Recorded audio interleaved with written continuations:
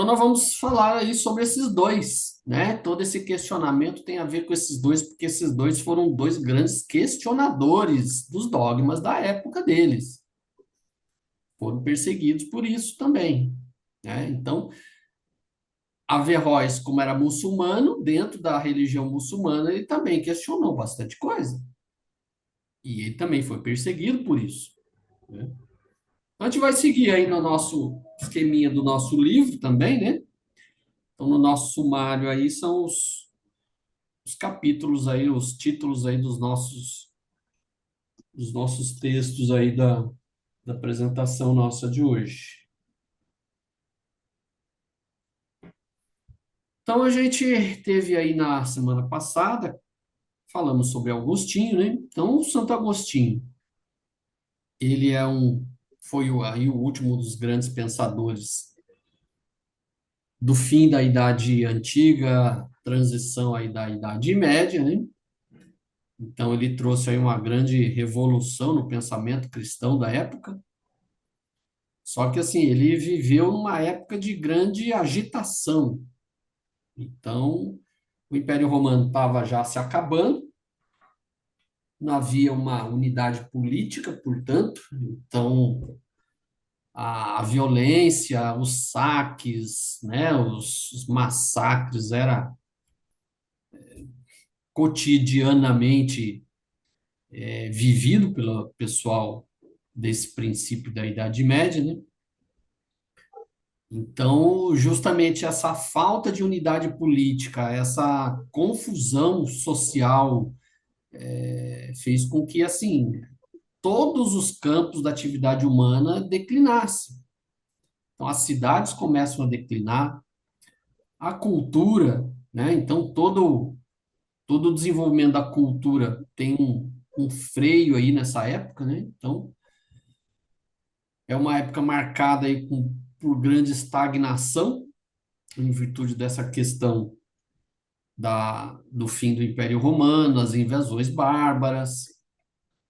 Então, nós temos aí nos próximos séculos, até o século X, século XI, quando começa as coisas voltar mais ou menos ao normal, né? Então, tem aí alguns séculos aí de grandes confusões e, como foi colocado, um grande interregno filosófico, ou seja, esses séculos a filosofia ficou praticamente estagnada, ficou parado no tempo. Então, esses dois, né, tanto Abelardo como Averroes, eles representam aí como uma retomada, né, lá pelo século XI e XII, uma retomada da produção filosófica, né? Então, foi como se fosse praticamente quase que um renascimento aí da produção filosófica. Então, historicamente, a gente colocando aí, né, que a Idade Média, o início da Idade Média, não existe assim uma data muito comum para a maioria dos historiadores, né? Alguns colocam 392, outros 476, né? Entre outras datas. E a Idade Média teria o seu término aproximadamente entre 1453 ou 1492. Então, nesse período aí, vamos dizer assim, que oficialmente o marco temporal do fim da Idade Média é mais ou menos nesse período. Então, alguns também propõem umas divisões, né? A própria Idade Média como Alta Idade Média e Baixa Idade Média. Então, a Alta Idade Média, os primeiros séculos lá, né? Mais ou menos até o século X. A partir daí, do século XI ao século XV, seria a Baixa Idade Média. Então, Baixa Idade Média, por quê? Porque a Idade Média começa também, né? Assim como o Império Romano, começa a perder o seu vigor, né? Outros já propõem um outro tipo de classificação, né? Então, tem um historiador famosíssimo francês, que é falecido já há alguns anos, que é o Jacques Le Goff, ele propõe, na verdade, até o século IX, uma denominação diferente, que é de antiguidade tardia. Então, varia muito de historiador para historiador, tá? Então, podemos classificar aí a Alta Idade Média, né, uma época de consolidação. A Europa ainda está meio que se recuperando aí das invasões, né, os bárbaros começam a consolidar as suas fronteiras, os seus estados, né? Então, nós temos aí do lado oriental ainda o remanescente do Império Romano, que é o Império Bizantino, e os árabes, né, que vão surgindo aí e vão tomando os territórios. A Baixa Idade Média, caracteristicamente, quando o feudalismo chega no seu auge, mas começa a entrar em declínio, é nesse período. Então, vai lentamente começando a perder o vigor, vai começando a perder, né, alguma das suas características. Os grandes castelos de pedra é característico da Baixa Idade Média. Então, se vocês veem um filme lá supostamente o século 6, 7, um castelo de pedra, isso aí vamos dizer assim, é poético. Não existe castelo de pedra antes do século 11, tá? Então, a Alta Idade Média caracteriza-se por migração de povos, né, expansão islâmica, os vikings, a mistura de culturas, crenças. Então, os bárbaros vão ali tomando os territórios do antigo Império Romano, vai mesclando o seu próprio idioma com o latim, as instituições, né? Eles, como eram basicamente sociedades tribais, eles vão, vamos dizer assim, copiando as instituições romanas, né? Então, eles perdem aquela unidade, então o antigo território vai fragmentando em vários reinos bárbaros que surgiram e evoluíram para o que hoje é, né, os modernos países da Europa. A Baixa Idade Média, então, consolidação do feudalismo. Então, nós temos aquela instituição lá da vassalagem, né, os laços de dependência, fidelidade. Então, o suzerano e o vassalo. Então, tinha lá aquelas cerimônias de consagração da cavalaria, né? Sociedade de ordens, né? Então, você tinha lá os clérigos, você tinha os cavaleiros, você tinha os nobres, né? E tinha o povão, que é o que de fato trabalhava, porque o resto ninguém trabalhava, né? Era uma economia fechada baseada em subsistência, ou seja, toda aquela característica comercial que existia no antigo Império Romano, tudo aquilo acaba. Então, as relações comerciais elas vão ter um grande freio, e aí elas começam só a se recuperar de fato final da Idade Média, começo da Idade Moderna, que começa as, as relações comerciais começam a voltar ao normal, né? Então, nós temos aí, de acordo com o nosso livrinho, né, o contexto histórico também que ele fala. Então, ele cita também o Edito de Milão, do ano 313, né, que isso foi a liberação do cristianismo por Constantino, então, as invasões, o fortalecimento do papado, né, então, o papado até a ascensão dos francos, o papado ainda era muito frágil.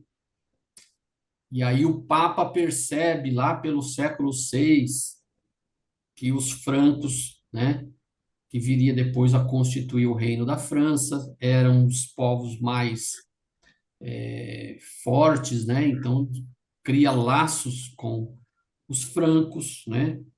E aí, com o passar dos séculos, a França se torna, nas palavras de o filho dileto da igreja. Aí, com esse contexto todo, chegamos aí mais ou menos na meados da Idade Média, né, quando começa a escolástica, né? Então, lá pelo século XII, século XIII, as coisas já estavam mais estabilizadas. Então, os reinos já estavam mais ou menos consolidados. E aí tem assim o ambiente propício para que haja uma nova eclosão cultural, né? Então, a relação dos reinos já era algo mais estável, então poderia-se já dar campo aí livre para a educação, para a cultura, para as relações comerciais voltarem aos poucos, né? E aí nós temos aí nesse período aí o Carlos Magno, né? O Carlos Magno no Reino dos Francos, ele foi um grande incentivador do ensino. Então ele traz, né, sábios de vários pontos do reino, até fora, para instituir escolas. O próprio Carlos Magno, ele era analfabeto, ele só foi aprender a ler e escrever quando ele era rei, e aí ele aprende a escrever o próprio nome. Então, ele próprio foi um estudante, então ele incentivou, né, as suas principais figuras governamentais e o próprio reino, né, a estudar.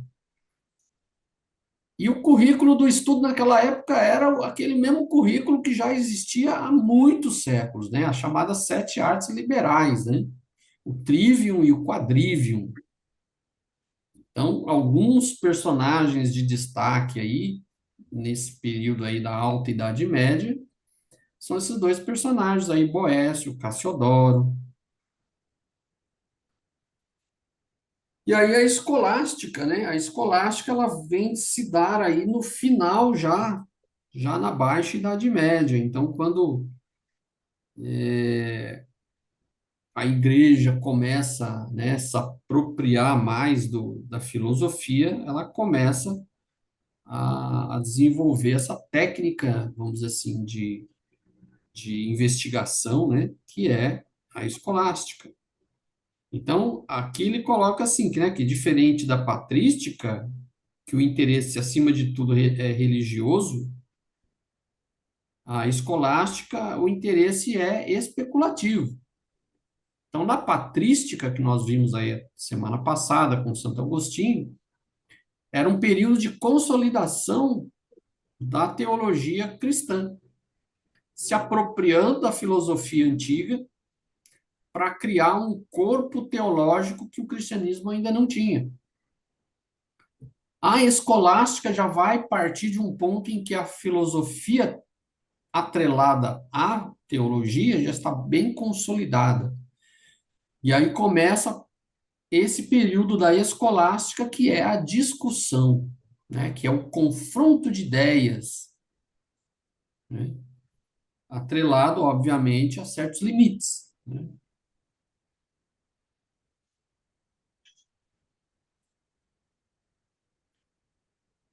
Então, nesse período aí de consolidação cultural, nós temos aí as chamadas figuras de autoridades. Então, quando você está lá naquele ambiente lá do século XI, século XII, os estudos eram feitos só em cima dos chamados autores, aqueles que eram autoridades, entre eles Santo Agostinho. Boécio era um deles, Cassiodoro era um deles.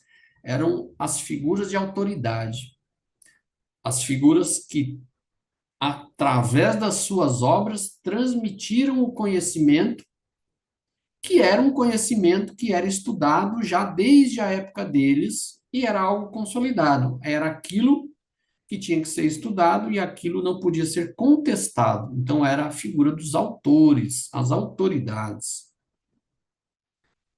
E aí nós temos aí a figura aí desse Gerberto. Esse Gerberto, ele no final do século X, ele se tornou mestre dessa Catedral de Reims.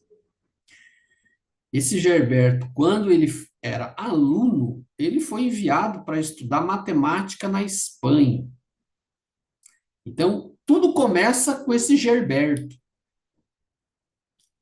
Ele vai estudar matemática na Espanha com as escolas muçulmanas. Então, a Espanha, naquele período, dominada pelos muçulmanos.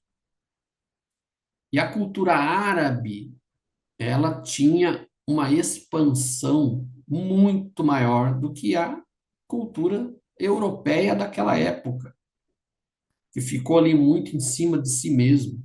Então, a cultura árabe absorveu muito da filosofia grega, e isso criou um ambiente na própria Espanha, um ambiente de liberdade que não se tinha na Europa cristã.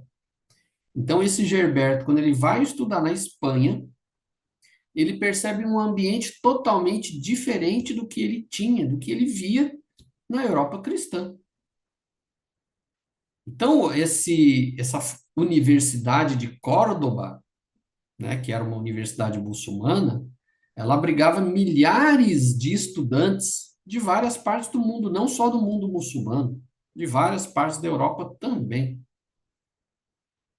E aí esse Gerberto, ele leva esse espírito indagador que ele adquiriu estudando na Espanha de volta para a França, no meio daquela, vamos dizer assim, daquela cultura engessada que existia lá na Europa, né? Então aí o que que acontece? Ele chega já proclamando que não bastava estudar os autores, né? Então as figuras de autoridade já não eram mais suficientes, porque ele percebeu a grande mudança que era o pensamento muçulmano.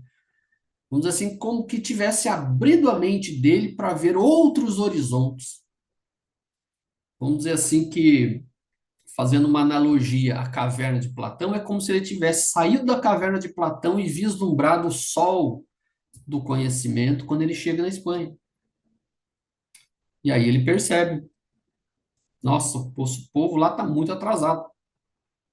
E aí o que que ele faz, né? Segundo a própria a própria figura da caverna de Platão, ele volta para a caverna para tentar, né, despertar a mente daqueles que estavam lá na caverna ainda, né?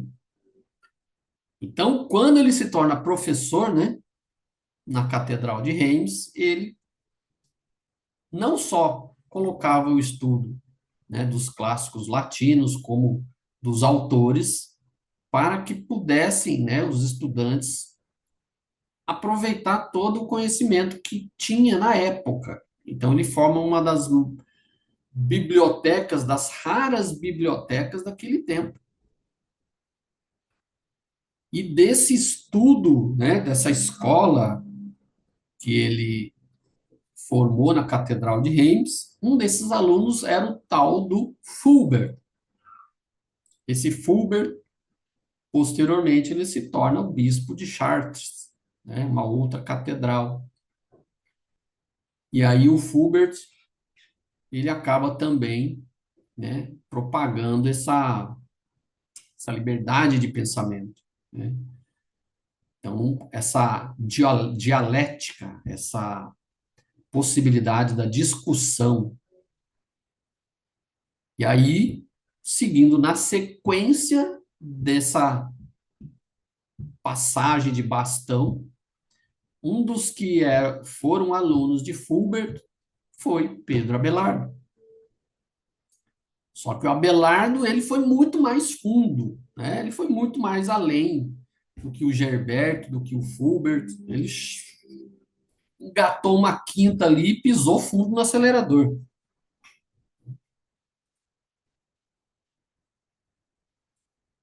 Essa aqui é só para a gente ver, né, um mapinha político da Europa,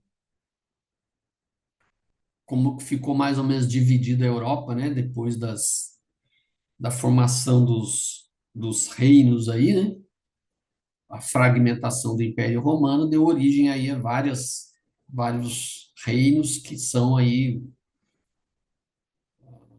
a matriz aí dos países europeus ocidentais hoje, né? Então, na Espanha tem lá o chamado Califado de Córdoba. Então, a Espanha na época era praticamente toda dominada pela pelos árabes, né? Nós temos aí o reino da França, né? Ducado de Borgonha, o Sacro Império Romano Germânico, e a Itália, né? Fragmentada ali em vários principados. Então, era mais ou menos um mapa político aí da época em que Abelardo viveu, né? O Império Bizantino ali tomado aí grande parte também.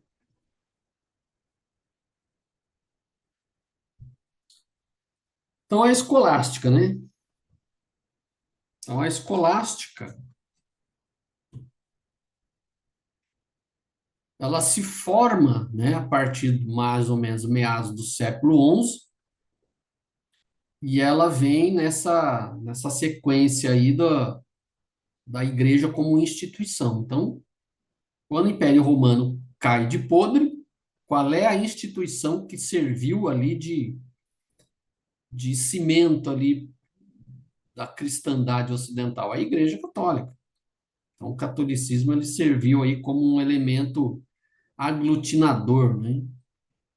E aí ela preserva toda a cultura latina nos seus mosteiros. Então, muita coisa que nós temos hoje foi graças à igreja que preservou isso nos seus mosteiros. Esse período da Renascença com Carlos Magno foi um período bastante curto. Então, com a morte de Carlos Magno, tudo aquilo que ele havia feito praticamente se perde, né, com a fragmentação do reino entre os seus filhos, seus netos, né? Aqui é só para a gente entender aí o mapinha, né, das universidades que existia na Europa, mais ou menos aí entre o século 14, 13, 14 e 15. Então, nós temos aí em verde, né, as universidades fundadas entre o ano 1300 e o ano 1400. Em vermelho, universidades que foram fundadas até o ano 1300, ou seja, até antes do ano 1300. Nós temos lá Oxford, fundada no ano 1167, Cambridge, 1209, né? Cambridge foi uma dissidência de Oxford, né? Nós temos aí a mais antiga universidade da Europa, considerada, né, que é a Universidade de Paris, no ano 1150. E a Universidade de Paris, ela praticamente ela foi fundada por Pedro Abelardo, né? Abelardo, ele foi, vamos dizer assim, o pilar que fez com que as universidades surgissem na Europa.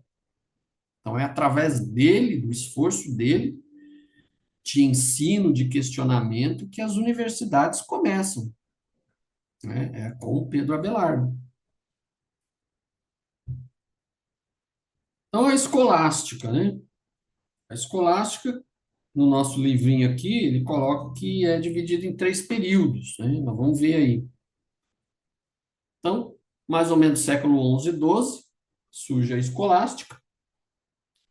Tomás de Aquino foi um dos seus principais representantes da escolástica. Vocês vão ver Tomás de Aquino, que tem um capítulo específico sobre o Tomás de Aquino, tá? Não vou me prolongar muito sobre isso. Diga, Selma. Por favor, o conceito de universidade é equivalente ao que a gente conhece hoje, ensino superior?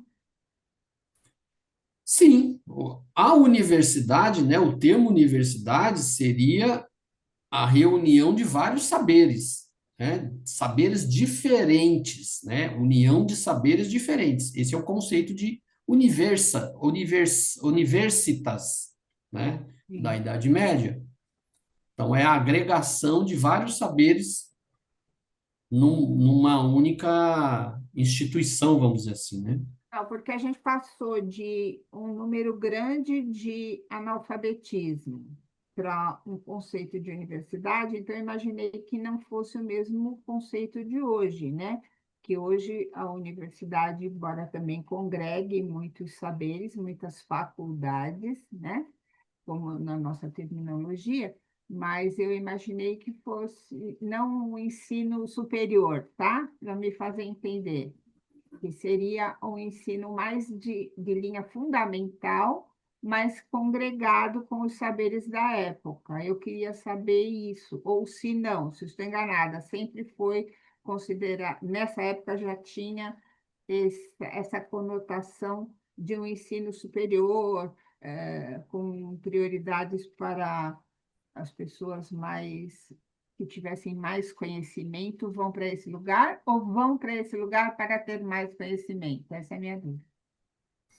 Então, a universidade, como ela é hoje, obviamente, ela é muito diferente daquela época, né? Quando surgiram as primeiras universidades, elas não tinham nem prédios, não existia uma localidade, né, com quatro paredes e um teto chamado universidade. Isso era nas praças públicas. O Abelardo, ele ensinava nas praças públicas, né? As multidões de estudantes iam atrás dele. Com o tempo é que foi se cedendo lugares para que os professores pudessem ensinar. Em termos, naquela época, era o ensino mais especializado que existia naquela época. Então, comparativamente ao que se tinha de ensino naquela época, podemos considerar que era mais ou menos equivalente ao que é a universidade hoje. É um patamar de ensino, né, que as pessoas chegavam quando precisavam se especializar em alguma coisa. Então, as pessoas estudavam para ser advogado, estudavam para ser diplomata, estudavam para ser escribas, né, para ser funcionários reais. Então, era universidade o nível mais alto de ensino que se tinha naquela época, né, o mais desenvolvido, vamos dizer assim, né? Então, era mais ou menos isso. O historiador Jacques Legoff, inclusive, ele tem um livro que fala, né? Eu não lembro agora direito, era universitários na Idade Média, algo assim, que ele explica bastante como que era, né, o estudante da época, que era muito mal visto, inclusive, né? As pessoas não gostavam muito dos estudantes porque eles chegavam nos lugares, promovia muita baderna, muita bagunça, né? E não agregava nada, segundo as pessoas na época. Era mais ou menos esse era o conceito. Então, o Tomás de Aquino, ele vai ter um capítulo especial que vocês vão estudar. E assim, a escolástica naquela época, ela tinha ainda aquele espírito de aliar a fé com a razão, né? Então, a ideia da escolástica, do ensino escolástico, era utilizar a filosofia como serva da teologia. Então, a filosofia ela era um instrumento necessário para o estudo, mas atrelado aos conceitos teológicos. Então, não podia fugir muito disso. Então, outra característica marcante também da escolástica foi o método, né? Então, o método da escolástica era a apresentação. Geralmente, eles dividiam os alunos em dois grupos. Um defendia uma tese e o outro tinha que refutar esta tese. Então, era como se fosse um debate em que um grupo defendia e outro grupo rebatia. Então, isso era utilizado muito, principalmente textos da Bíblia, né? Textos teológicos, ou muitas vezes de Aristóteles ou Platão, ou até as autoridades da igreja. Então, era sempre colocado um tema para ser debatido. Então, isso era uma das características principais aí da escolástica. Então, dependendo da forma como que cada grupo defendia, né, a sua visão sobre aquele tema, sagrava-se um vencedor. Então, o grupo vencedor era aquele que conseguia, com argumentos, vencer o debate. Então, a qualidade dos argumentos era, vamos dizer assim, a forma como se encontrava para poder estabelecer determinadas teses como verdadeiras ou falsas. Então, o grupo que vencia um debate, a sua tese era verdadeira. O grupo que perdeu é porque a sua tese é falsa. Então, assim que funcionava a escolástica. Então, por causa, né, desse método, né, dizia-se que o pensamento estava subordinado ao princípio de autoridade. Então, quem vencia o debate é porque estava certo. Quem perdia o debate estava errado. Tem um pouquinho de, né, daquela filosofia antiga, né? Se vocês lembrarem, tinha um grupo lá que dizia muita coisa que o Sócrates não gostava, né? Parece que é meio parecido com isso, né? Então, as influências principais da filosofia medieval, Platão e Aristóteles, né? Então, a filosofia platônica foi muito presente até a época de São Tomás de Aquino. Tomás de Aquino é que vem resgatar Aristóteles para a mesa de debates.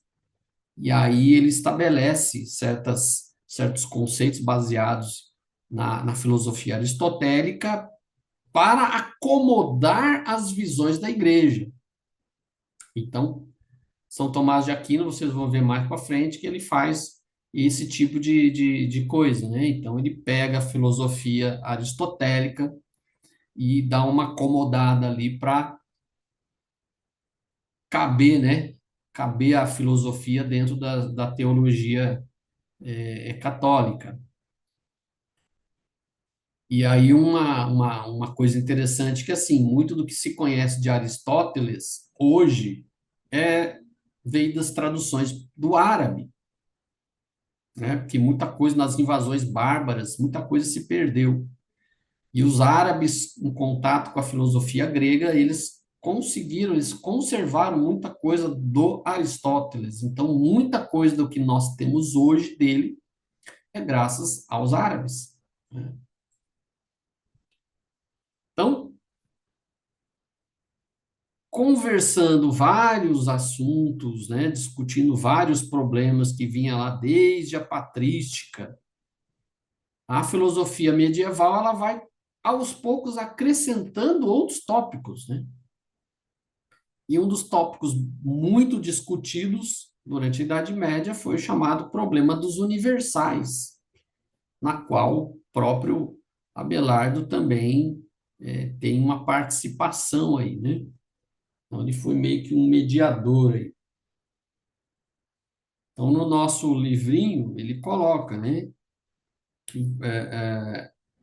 que nos meados do século XIII, né, mais ou menos esse período, foi muito forte essa questão dos universais. E nos séculos XI e XII existe uma polarização entre místicos e dialéticos. E destaca-se nesse período, né, o Abelardo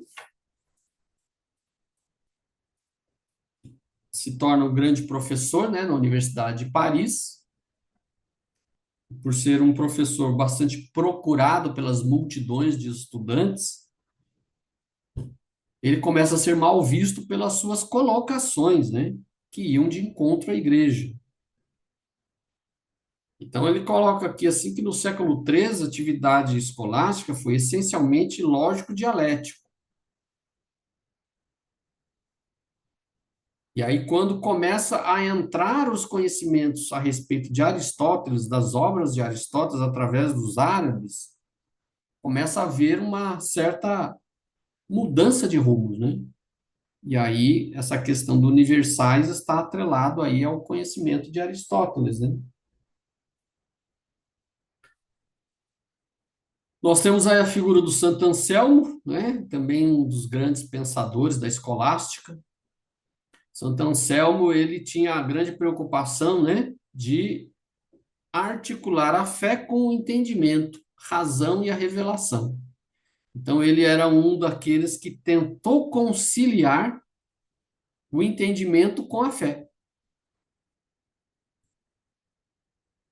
E aí, o objetivo dele né? Que ele coloca que a fé pode ser entendida pela razão, e a filosofia ajuda a argumentar em favor disso, que é o que a gente viu aí a respeito do Papa, né? Que ele coloca que a filosofia é uma grande auxiliar aí no entendimento. Então, essa questão da filosofia com a fé não é uma coisa de agora, é uma coisa que é secular, é milenar até. A tentativa de conciliar fé com razão é um tema que vem aí há quase 2 milênios e vai continuar por muito tempo ainda, enquanto o ser humano for desenvolvendo suas intelectualidades, isso ainda vai continuar sendo discutido, né? Quais os limites da religião, quais os limites da filosofia, tudo isso vai ser discutido ainda durante muito tempo. Então, 3 características da filosofia medieval que diferencia do pensamento antigo e do pensamento moderno. Então, nesse período, há uma estreita relação entre filosofia e religião. Não existia, anteriormente a isso, esse laço tão profundo de religião e filosofia como houve nesse período da Idade Média.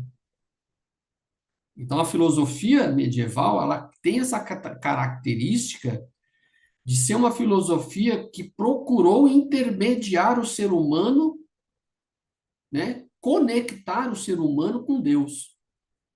Então, nenhum período a filosofia teve uma característica tão forte com a religião do que nesse período. Outra característica, influência de Aristóteles em todos os campos, lógica, ética, filosofia natural, metafísica. Método de exposição e investigação, a chamada disputa. Então, a disputa de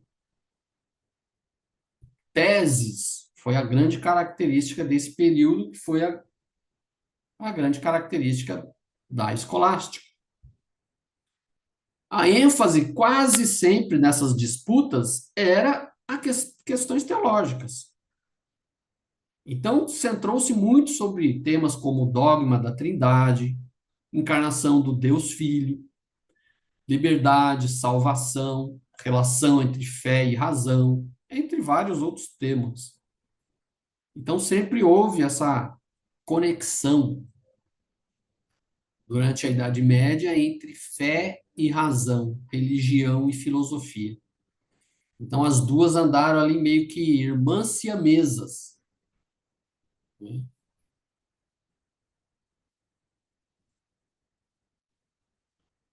E aí há esses 2 momentos da filosofia medieval. Então, a patrística, que a gente já viu, né? Razão e fé, e a escolástica. Então, nesse período do século IX até o século XVI, é o período em que há sistematização da filosofia.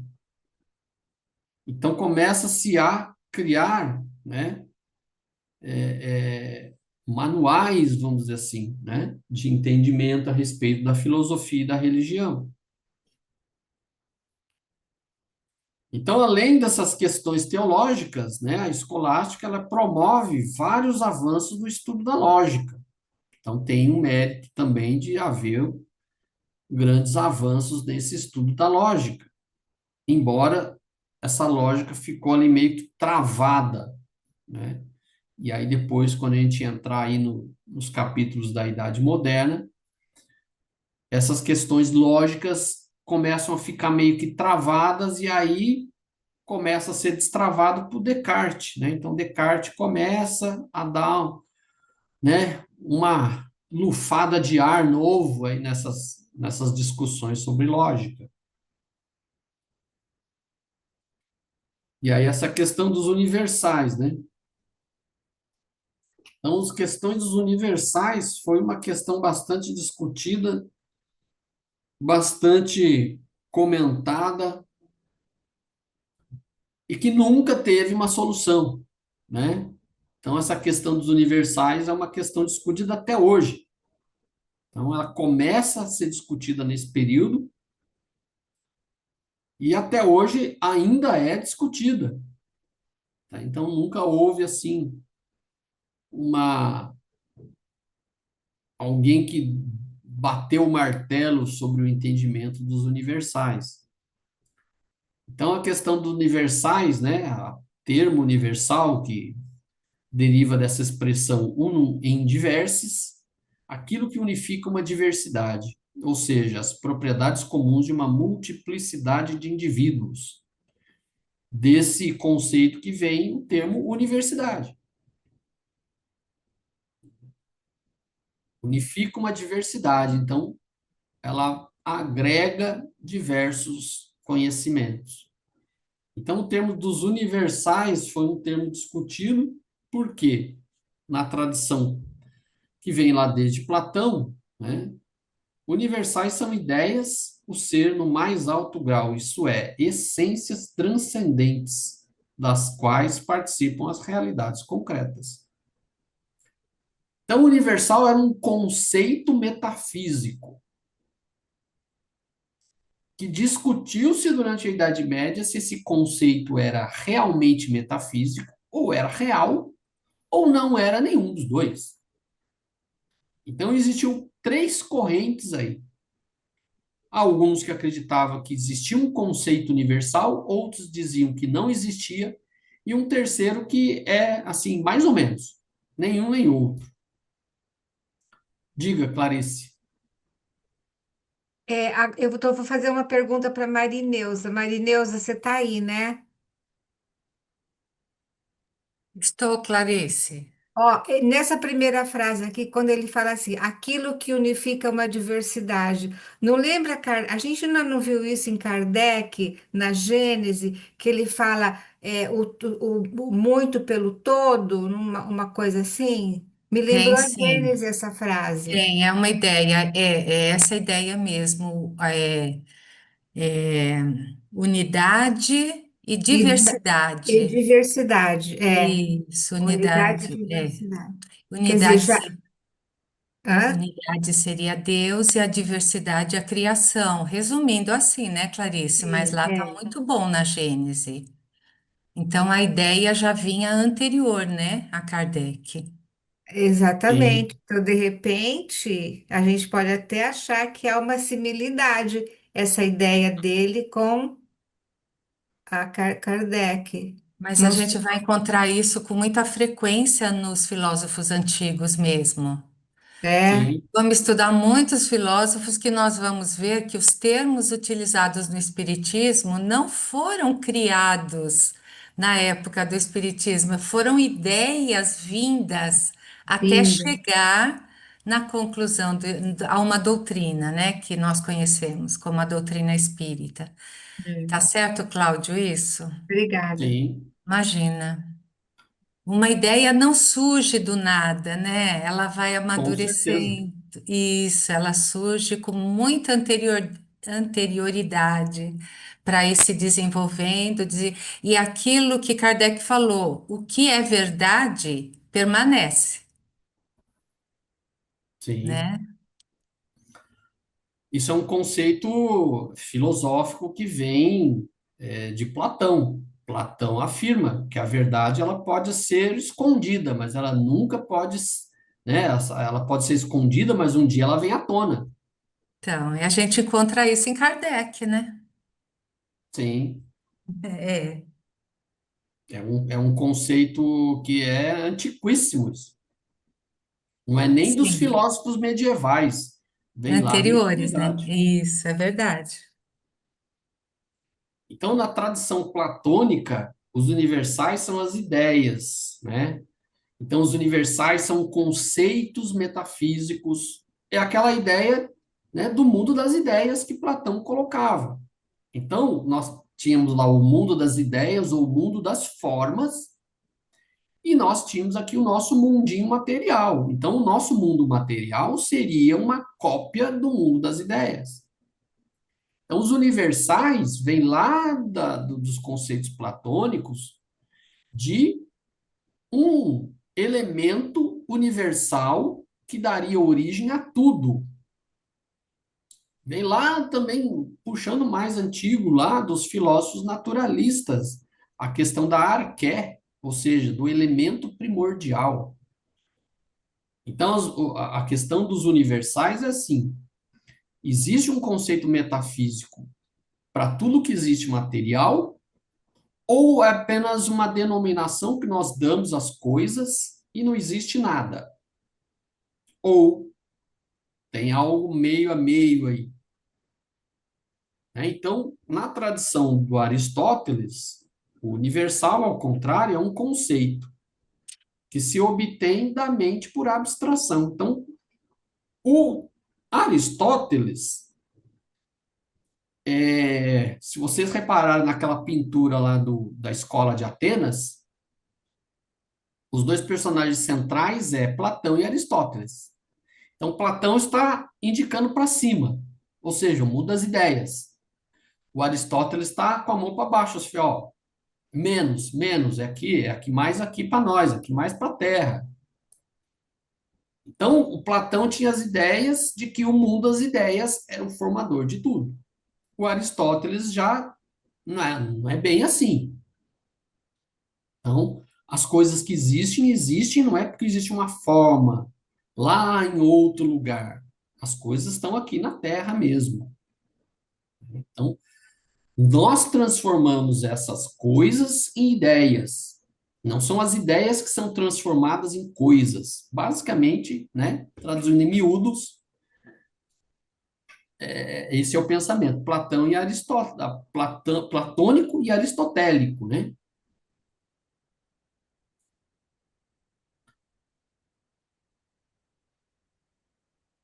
Cláudio, quem quiser conferir o que nós falamos, está lá no capítulo 6 da Gênese de Kardec, Uranografia Geral. O que nós Joia. citamos é muito parecido, essa ideia é muito, aquela é derivada dessa, né, vamos dizer, porque aquela é posterior, né?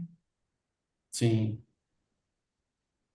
Então, essa questão dos universais, né, diz respeito à determinação do fundamento e do valor dos conceitos e termos universais. Por exemplo, animal, homem, né, são aplicáveis, né, a uma multiplicidade de indivíduos. Então, quando a gente falamos homem, né, ser humano, ele é um conceito universal. Mas aí tem o José, o João, o Pedro, né, a Maria, a Joana. Então, existe um conceito universal e existe as individualidades. Então, esse conceito de homem, ele existe ou é uma criação da matéria, só existe na matéria, ou é uma ideia que nós criamos? Essa é a grande discussão que foi durante a Idade Média e que continua até hoje. Então, o que se coloca assim, em geral, trata-se de um problema que diz respeito à determinação da relação entre as ideias ou categorias mentais expressas com termos linguísticos e as realidades extramentais. Ou, em última análise, é o problema da relação entre as vozes e as res, as palavras e as coisas, entre o pensamento e o ser. Então, para resumir, a questão dos universais, existe formas, ou não existe formas, ou é tudo uma criação mental. Basicamente, foi essa a discussão. Então, essa questão surgiu no momento em que a escolástica estava lá no seu auge, né, de, de método, né, de estudo. E aí, como esse historiador, o Jacques Le Goff, coloca, né, esse método privilegiava o estudo da linguagem, que é o trivium, para depois passar ao exame das coisas, que é o quadrivium. Então, ele coloca assim, que no momento em que as pessoas estudavam o, o, a fala, né, estudavam o idioma, estudavam as palavras, era inevitável que se levantasse o seguinte pergunta: qual a relação entre as palavras e as coisas? Ou seja, quando a gente fala alguma coisa referente a um objeto, essa palavra, ela continua existindo ou ela morre junto com as coisas que deixam de existir? Então, as palavras, elas existem no metafísico, existem no mundo das ideias, ou o que a gente fala só fica entre nós e acabou? Então, as pessoas começavam a questionar: o mundo material nosso é uma cópia, de fato, do que existe no mundo de ideias ou não? Então, vejo que aquela discussão que existia desde Platão, ela continuou, mas com outra roupagem, né? Uma roupagem um pouco mais diferente. Então, ele coloca assim: rosa, por exemplo, é o nome de uma flor. Quando a flor morre, a palavra rosa continua existindo. Nesse caso, a palavra fala de uma coisa inexistente, de uma ideia geral. Então, quando se fala rosa para alguém, você já imagina aquela flor rosa na sua mente, né? Então, por que que uma vez que a rosa, a flor, ela morre, por que que o conceito rosa continua existindo? Essa era a grande discussão, né? E é uma discussão que vem lá desde Porfírio, lá desde os neoplatônicos, né? Então, essa questão da nomenclatura, da classificação dos universais, vem lá desde também Porfírio. Alguém aqui já assistiu aquele filme chamado O Nome da Rosa? Sim, maravilhoso. O Nome da Rosa, o nome do filme é inspirado nessa discussão dos Sim, universais, sim. né? Então, se a gente for assistir o filme, existe uma série de discussões durante o filme que remete a essa discussão das conceito metafísico das coisas. Inclusive, ele menciona o personagem lá que fez o monge lá, que era o Sean Connery. Connery. Ele faz menção, inclusive, a um livro perdido de Aristóteles, que era Do Riso, que era um livro proibido pela igreja, Sim. porque o riso era incompatível com a vida monástica. É. Então é interessante, quem não assistiu, assista, que o filme ele é justamente inspirado nessa discussão dos universais. Então esse debate todo não era apenas questão linguística, né? Era também teológico. E aí essa discussão evoluiu para duas correntes de pensamento, que é o realismo e o nominalismo. Então o realismo sustentava a ideia de que os universais existem de fato, possuem existência própria. Então quando a gente fala rosa, essa rosa que morreu, ela continua existindo no metafísico. Ela não deixou de existir. Então, os termos universais são entidades metafísicas, essências separadas das coisas materiais. É aquela coisa do mundo das ideias do Platão.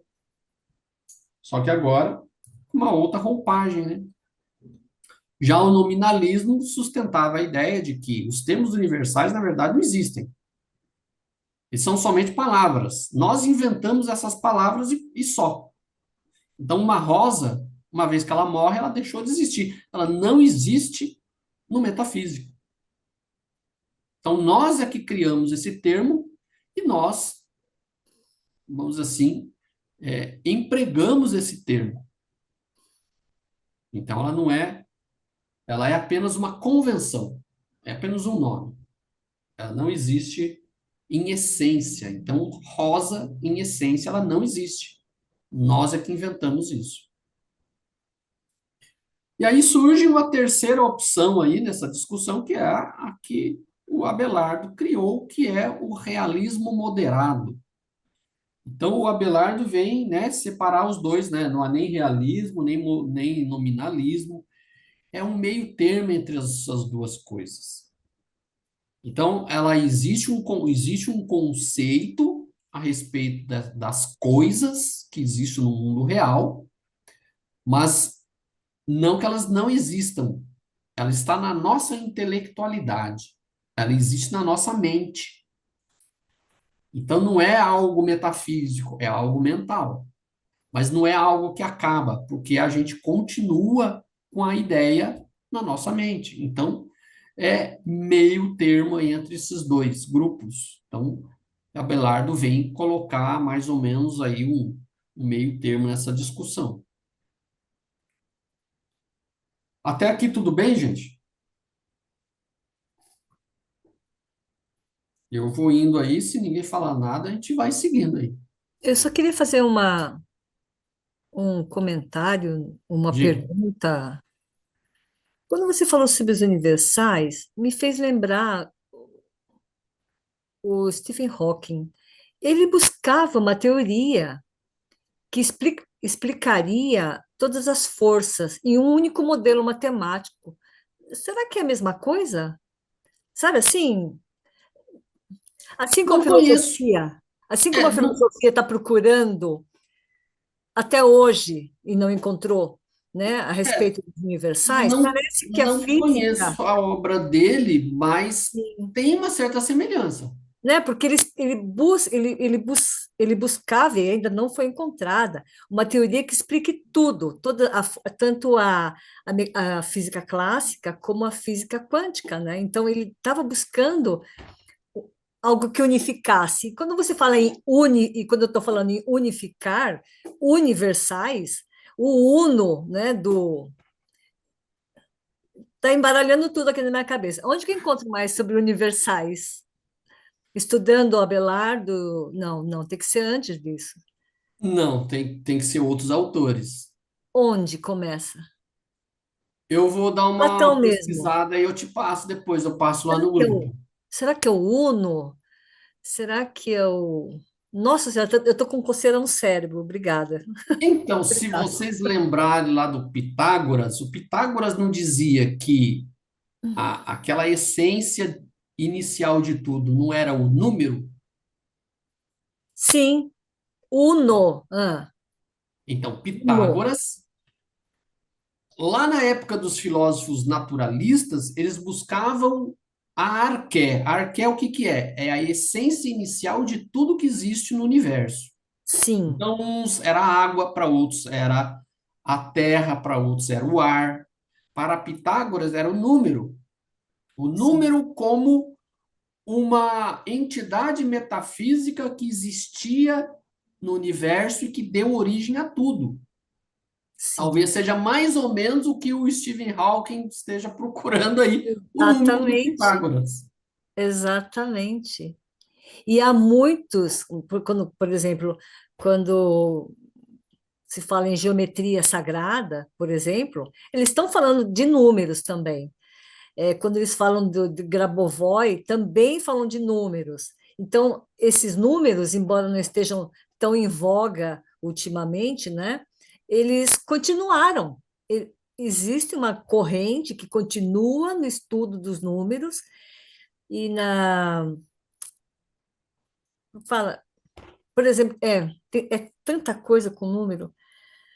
Mesmo a numerologia cabalística, eles falam também dos números, de quanto eles influenciam a vida, essa vibração de cada número. Pronto, não vou nem dormir hoje. Talvez o Pitágoras não esteja tão errado assim, né? Exatamente, exatamente. E essa dos universais, nossa, isso tinha me passado, passou em branco. Nossa, obrigada, viu? Eu espero sua ajuda, obrigada. O Cláudio, Oi, quando Pitágoras falava que o universo era constituído de números, né? sim. O que são esses números? São as figuras geométricas? Porque não existiam os números que nós estamos falando, um, dois, três, não é verdade?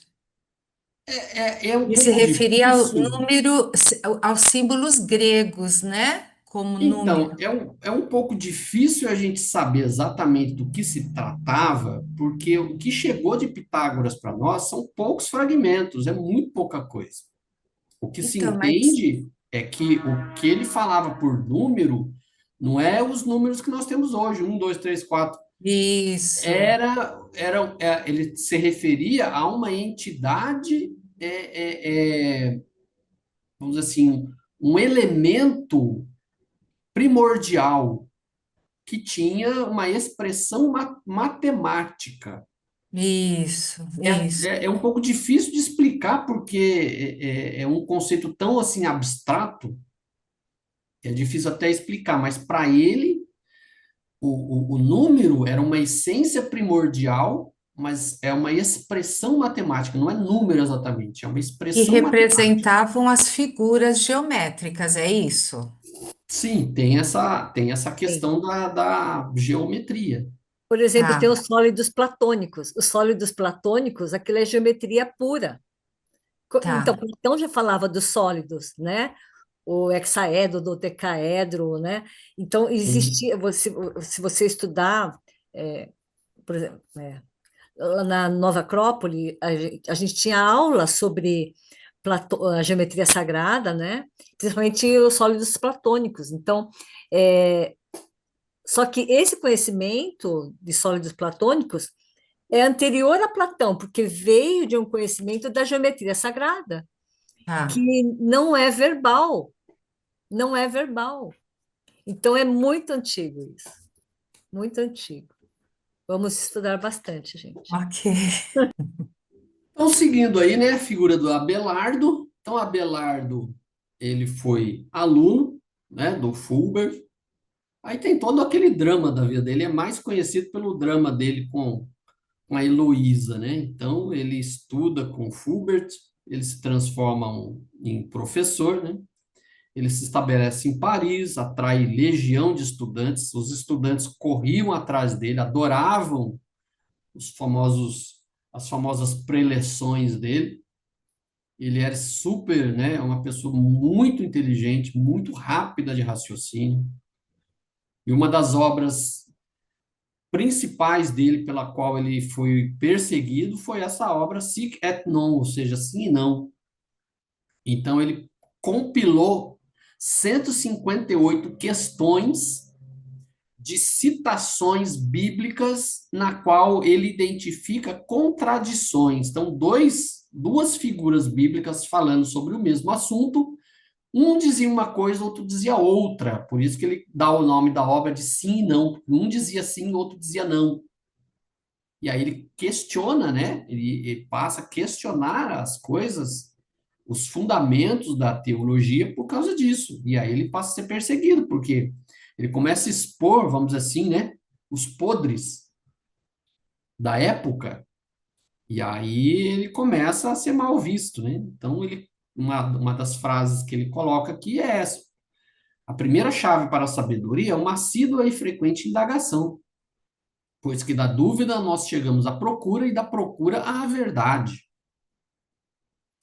Então, esse conceito que ele coloca era super atrevido para aquela época, né? Você está desafiando o poder da igreja. Então, ele foi extremamente perseguido por causa disso. Então, ele era uma pessoa que não aceitava a infabilidade de doutores, então ele questionava as autoridades da igreja, então ele questionava as verdades da igreja. Então, as escrituras, apesar dele considerar infalível, né, ele considerava que a interpretação é que estava errada, né? Então ele coloca assim, olha, as escrituras estão certas, mas quem interpretou isso que pode ter errado, né? Então, os mesmos apóstolos e os pais da igreja poderiam ter errado.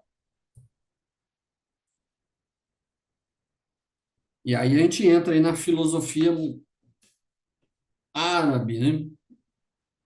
Então, os árabes, eles se abrem para várias influências culturais, então eles não ficaram fechados em si mesmo como os cristãos ficaram, né, como a Europa cristã ficou, e aí eles traduziram diversas obras, né, mas eles não ficaram só limitados a traduzir, eles passaram a utilizar essas obras para escrever as suas próprias obras em cima das obras filosóficas gregas. Então, eles passaram a redigir comentários. Na matemática, a geometria dos gregos foi superada pela álgebra.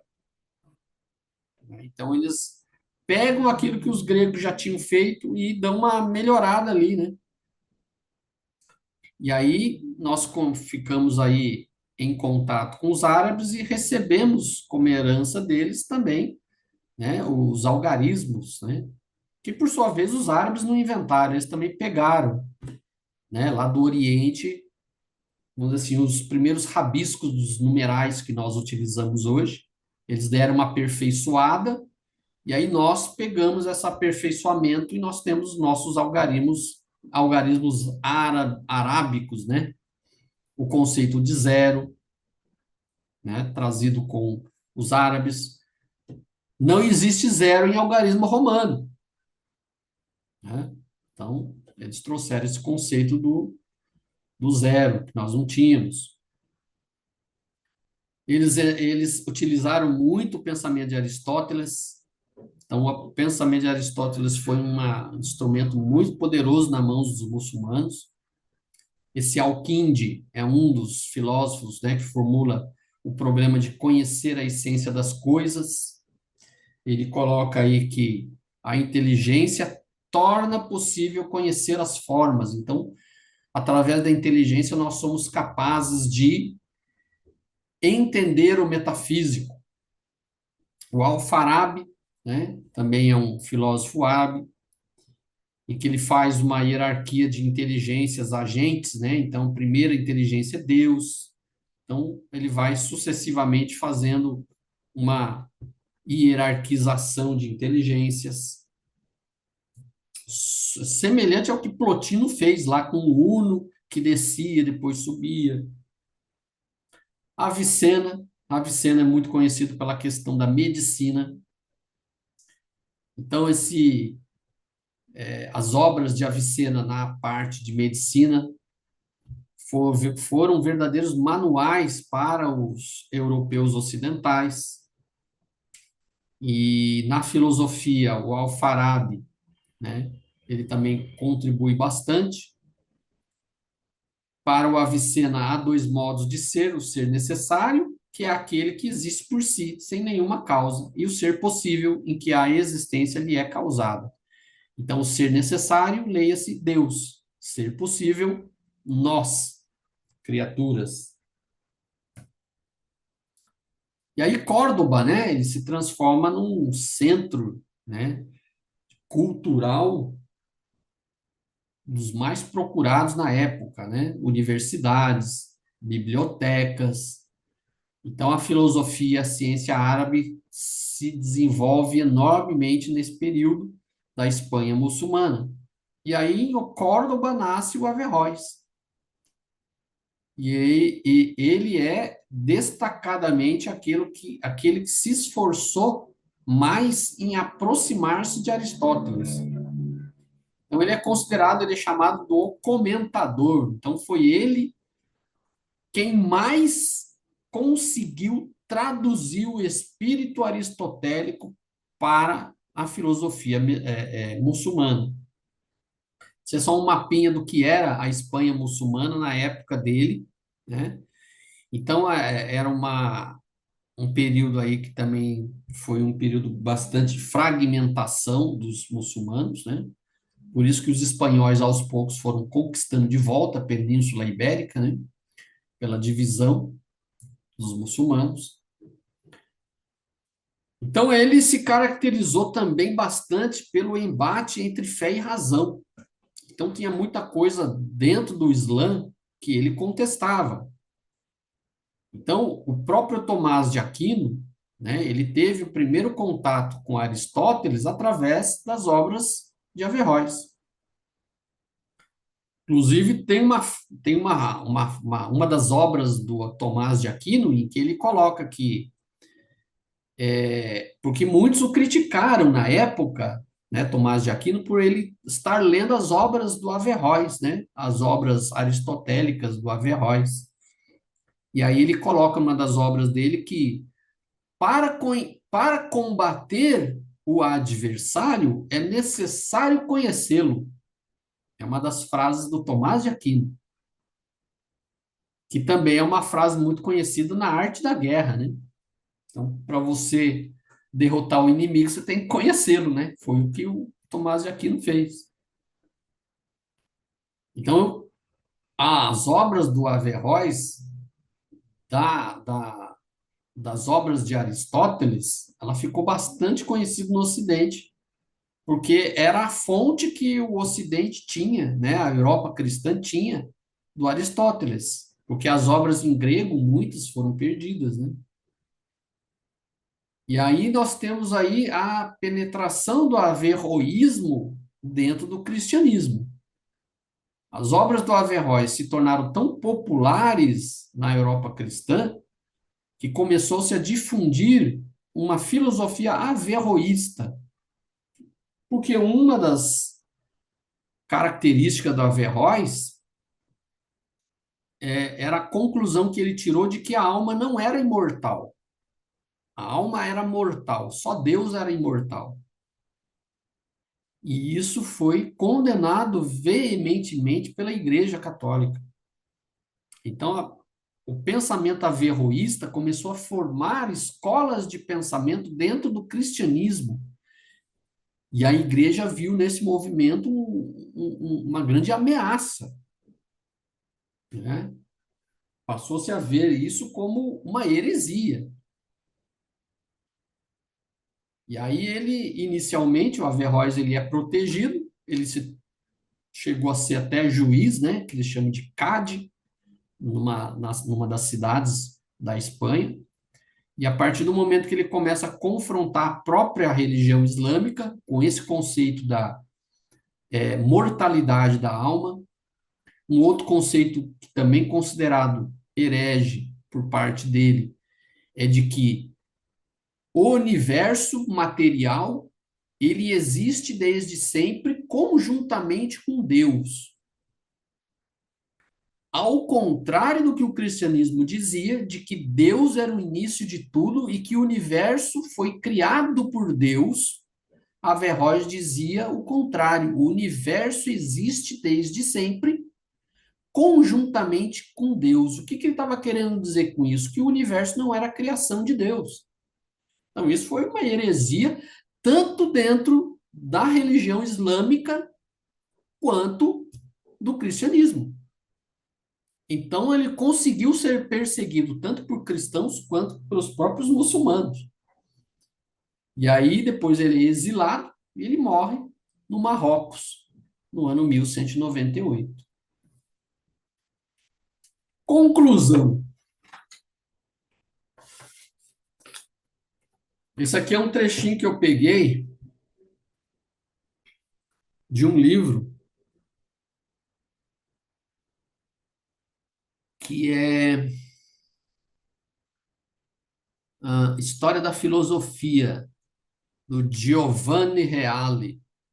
Ele coloca assim: a história da filosofia é a história dos problemas filosóficos, das teorias filosóficas e das argumentações filosóficas. É a história das disputas entre filósofos e dos erros dos filósofos. É sempre a história de novas tentativas de versar sobre questões inevitáveis, na esperança de conhecer sempre melhor a nós mesmos e de encontrar orientações para a nossa vida e motivações menos frágeis para as nossas escolhas. O que vocês acharam dessa colocação do Giovanni Reale?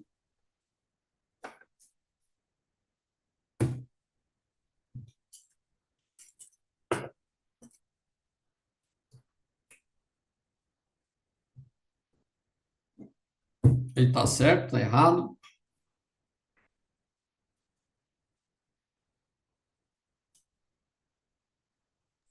Eu entendi que isso é tão real que até hoje estamos debruçando sobre essas questões. Ou Sim, seja, né? sim. Não tem jeito. Estamos sempre procurando, né, nos melhorarmos e conhecer mais.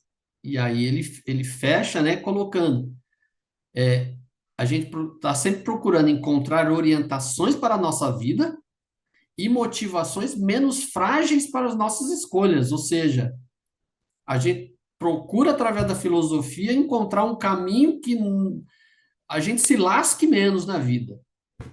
Traduzindo palavreados corriqueiros, é isso. Então, a gente está vendo a história toda das discussões desde os primeiros filósofos gregos. A gente vê que as discussões elas passam por toda a história da humanidade, por toda a história da filosofia, e muitas vezes são as mesmas discussões, só que com novas roupagens, novas questões, novas colocações, mas as mesmas coisas. São as questões dos universais. Está aí até hoje. E sabe o que é interessante, Cláudio, quando ele coloca assim, né, dos erros dos filósofos. Por quê? Se a gente pensar, a gente só chega a um acerto ou numa situação mais cômoda naquele momento se você passar pelo erro. E só erra aquele que ousa fazer diferente, né? Faz as tentativas. Então a gente vê assim, quando você fala dos primeiros filósofos, a gente vai vendo assim, cada ideia que você fala assim, nossa, mas né, que ideia mais errada na nossa concepção, mais arcaica. Mas foi a partir dessas ideias que veio a questão do erro acerto e chegamos onde estamos, né? Então é interessante isso que ele fala do erro dos filósofos. Gostei. É o que eles chamam, né? Tentativa e erro, né? Vamos por esse caminho. Se não der certo, a gente muda. A ciência é assim também. Tudo bem, então, gente? Alguma colocação mais que vocês queiram fazer? Pois eu vou mandar essa apresentação para vocês, tá?